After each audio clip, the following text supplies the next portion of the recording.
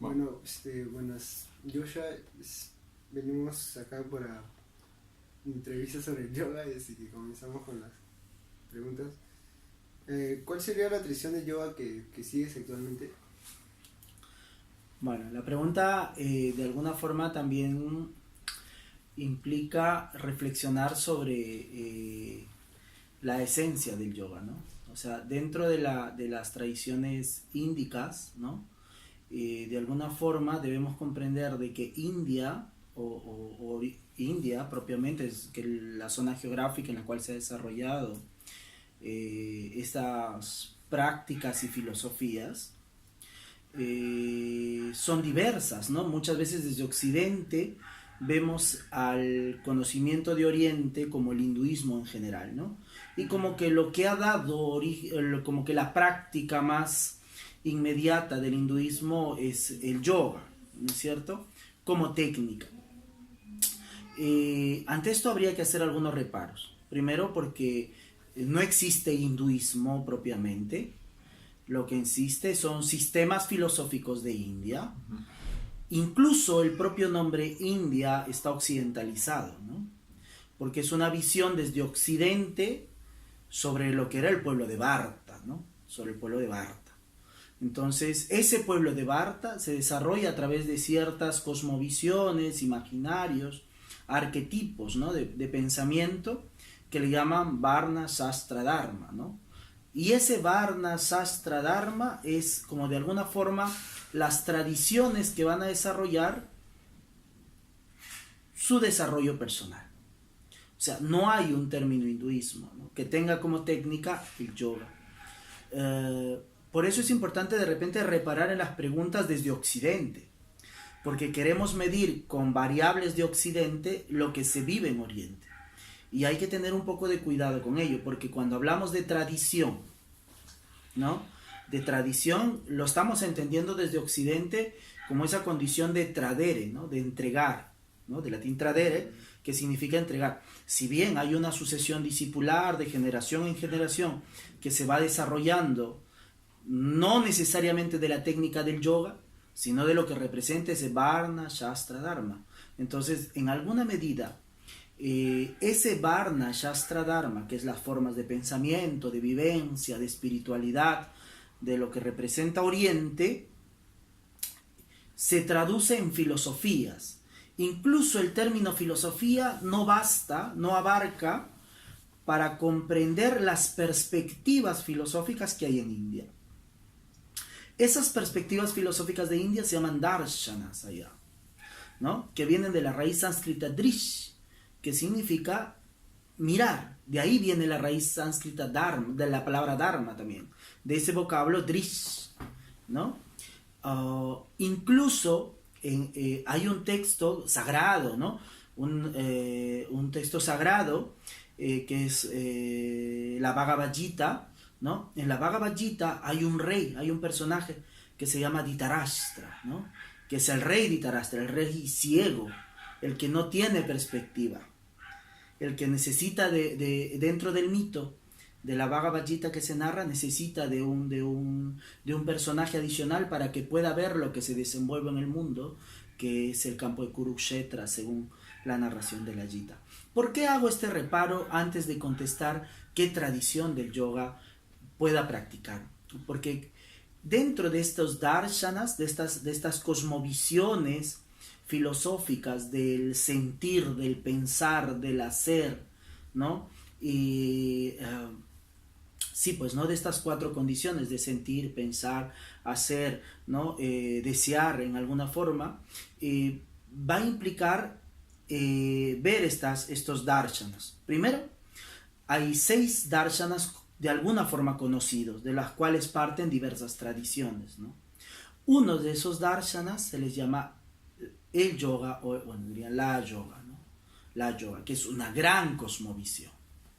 Entonces, por eso sería bueno diferenciar la técnica del yoga, que está ligado a algunas tradiciones filosóficas, algunas prácticas propias de unos yatis, que son como familias endogámicas, culturas endogámicas familiares, que desarrollan una práctica de yoga, entendiendo que es una forma de vínculo a ese gran yoga como perspectiva.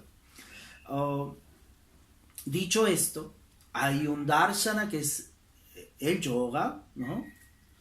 Y hay unas técnicas que van generándose en diversas tradiciones propias, ¿no? Entonces, sobre ella, dentro de mi práctica personal, yo diría que de alguna forma apuesto a conocer, a vivir, a integrarlo en mi vida desde ese darshana, ¿no? Desde ese darshana. Asimismo, ese darshana implica ciertas prácticas, ¿no? Vivenciales, corporales, ¿no? Que podríamos ahí diferenciar en alguna medida. Creo que tiene que ver, ya para hacerlo más fácil, en términos occidentales, que es un poco de la recuperación del cuerpo, ¿no? Por ejemplo, el tema ejercicios, yo practico algunos ejercicios prácticos del Ashtanga Yoga, ¿no? El Ashtanga Yoga son movimientos que sirven para la salutación al sol a muy temprana hora, que te permiten de alguna forma el desenvolvimiento, captación de energía, que va vinculado a ciertos componentes míticos, rituales de la experiencia india, ¿no? Entonces el Ashtanga Yoga sirve mucho también para la elasticidad, ¿no? De alguna forma existen estas prácticas, ¿no? Pero también hay como 3 yogas raíces o Vish yogas, ¿no? Vish viene de raíz, ¿no? Raíz Vish. Los Vish yogas que de alguna forma hacen la filosofía del gran yoga, ¿no? Uno que es el Bhakti Yoga, el Gnani Yoga y el Karma Yoga. Entonces, como que esta es la esencia filosófica de esa gran yoga, ¿no? El Gnani Yoga, que viene el real, muchos confunden al Gnani Yoga como una forma de investigar el conocimiento mental, racional. Y no necesariamente tiene que ver con eso, sino tiene que ver con el proceso de la expansión de la conciencia. De una forma integrativa, reintegrativa, unitiva, ¿no? Un proceso conciencial, ¿no? Entonces, el Gnani Yoga, que muchos confunden como la investigación solamente de esta gran yoga enciclopédica, no tiene que ver solamente con ello, sino que con el contacto de las escrituras de Oriente, de las sagradas escrituras de Oriente, uno pueda descubrir a través de esa experiencia de lectura y de repetición una experiencia que trascienda lo cotidiano, ¿no? Que haga una ruptura en lo cotidiano, ¿no? Los occidentales le llamaríamos eso metanoia, ¿no? Un rompimiento de la cotidianidad que me genere un estado de conciencia más trascendente. No sé si superior, no necesariamente. Cuando hablamos de la yoga, no necesariamente se habla de dicotomías, ¿no? De blanco, negro, arriba, abajo, malo, bueno, sino es más un proceso dialógico, ¿no? La palabra yoga justamente viene de la raíz yug, ¿no? Que significa unión, ¿no? O enlace, ¿no? O reunión, unitivo, ¿no? Entonces, el Gnani Yoga es como esa condición de explorar lo que en Occidente llamamos intuición, ¿no?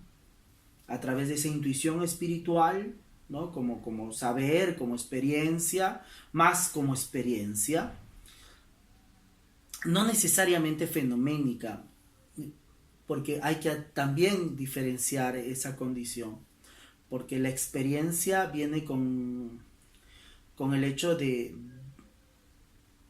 práctica, ¿no? De ascesis, ¿no? Pero en este caso sería como un tipo de actividad un poco más reflexiva, más que pegado a la experiencia práctica en este caso, ¿no? Si se hace una distinción entre lo fenoménico. Sí, lo fenoménico, o sea, sí, de alguna forma es como filosofía práctica, ¿no? O sea, son ciertos componentes morales que salen producto de la lectura del texto divino, que en uno va a despertar en tu práctica cotidiana, en la vida diaria, en el cotidiano, ciertos encuentros, descubrimientos, sincronicidades que te permiten encontrar una unicidad con el universo, con el cosmos, con la vida, con la naturaleza, contigo mismo, ¿no? Desde la lectura, reflexión de los textos sagrados. Pero es un real conocimiento del ser, el Jnani Yoga. O sea, ese es un gran pilar, ¿ya? El otro gran pilar de esta gran yoga es el Karma Yoga, ¿no? Que viene de la raíz sánscrita Kri, ¿no? La raíz, de ahí viene la palabra karma, ¿no? Kri, ¿no?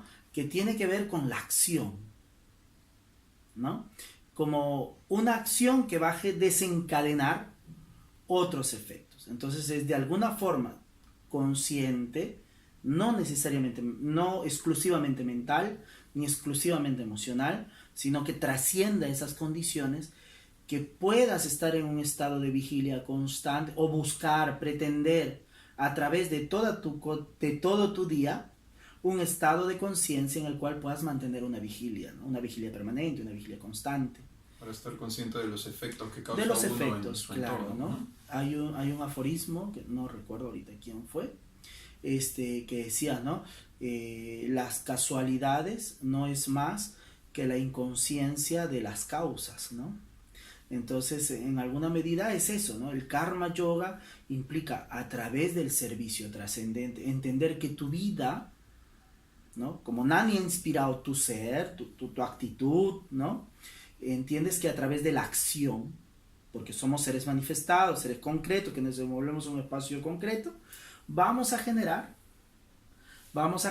ciertos efectos, ¿no es cierto?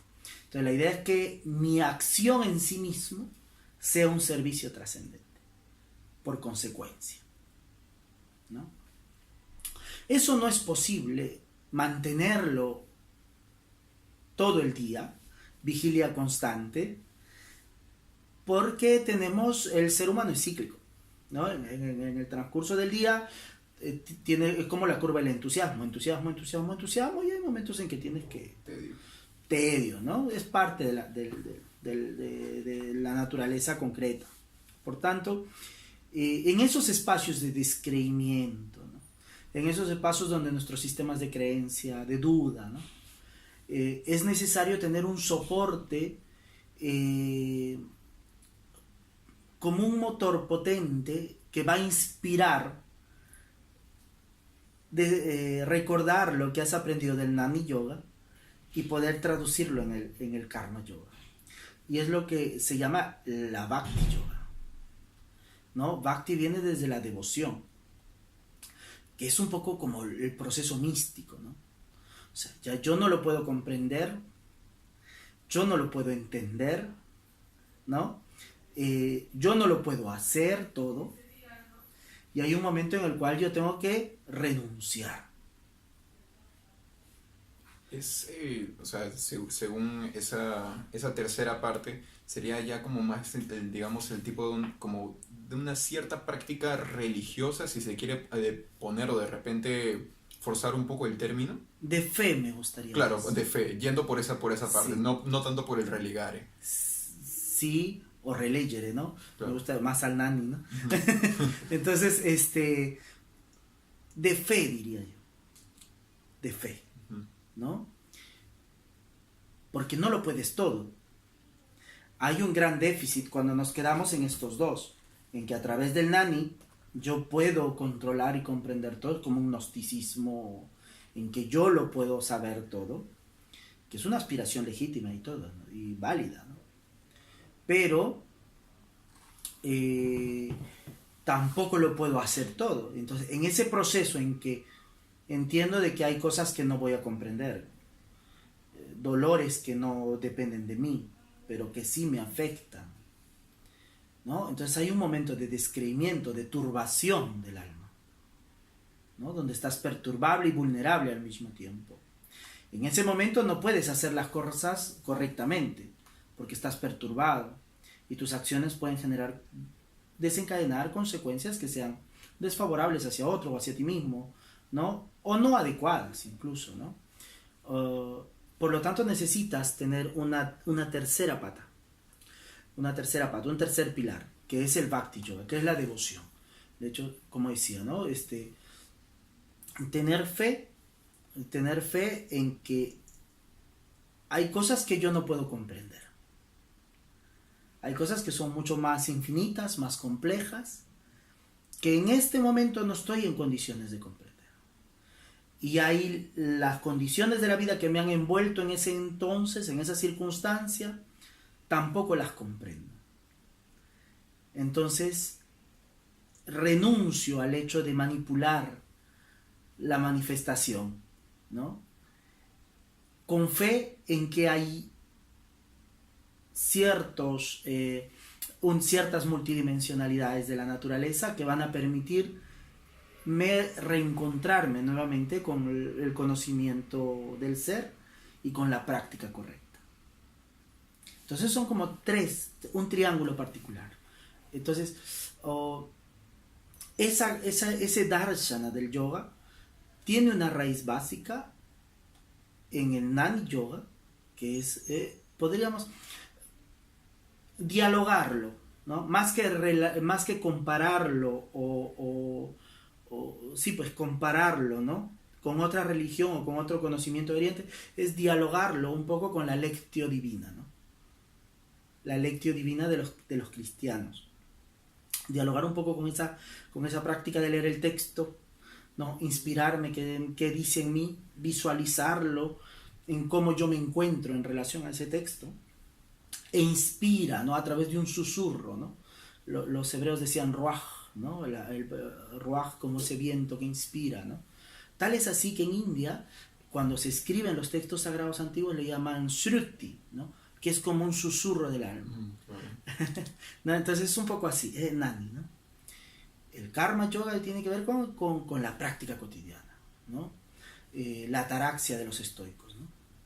Entonces, dialogando con ellos, o sea, no comparándolas, no son iguales, pero ahí hay un diálogo que podríamos hacer, ¿no? Un diálogo, no de comparandas, sino de diálogos, ¿no? De cosas que podemos dialogar. Para no forzar. Y el otro términos, la mística, pues, ¿no? Sí, ¿no? Y el otro sería un poco un proceso místico, ¿no?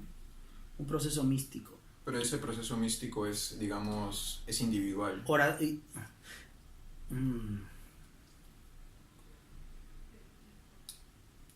me has hecho recordar un texto que bueno, voy a traer a colación, porque nosotros vivimos en Occidente, que dice, ¿no? Dios es lo más íntimo de tu intimidad, ¿no? Es lo más íntimo de tu intimidad. Creo que fue Pablo quien dijo eso en la Biblia, que dice, no, Dios es lo más íntimo de tu intimidad. Y tiene que ver un poco con eso, ¿no? El bhakti tiene que ver con ese proceso de renuncia, de entender que no lo puedo comprender todo, que hay verdades que trascienden a mí, ¿no? Y que en esta condición no lo puedo hacer. Un reconocimiento de la limitación. De la limitación, ¿no? Entonces, y me abandono en él, ¿no? Por eso digo, es un proceso místico, ¿no? Entonces, y cómo ahí podríamos aplicar también técnicas, ¿no? Que es la oración y la meditación, ¿no? Claro, en todo caso, ahora que tenemos estas bases, o sea, de los 3 pilares del yoga, Ajá. Yendo, digamos, a efectos prácticos, ¿cuáles serían las prácticas que llevan que se llevan en todo este proceso, ¿no? De la conciencia, de la práctica o del karma, y también de la renuncia? Uh-huh. O sea, yendo a efectos prácticos, ¿cuáles son las prácticas, digamos? Son ciertos ejercicios, se tratan de rituales, son procesos mentales o corporales, ¿no? Bueno, esa es una muy buena pregunta. Ahí, mira, tradicionalmente podríamos encontrar, por ejemplo, dirían los más conservadores, ¿no? Los más conservadores desde Oriente dirían que uno empieza a disciplinar la práctica de la yoga, entender esta práctica de la yoga, haciéndolo carne, ¿no? A través del Hatha Yoga, ¿no? Que son los movimientos, ¿no? Del movimiento del cuerpo, las asanas, ¿no? Entonces, uno a través de las asanas, los mudras, ¿no?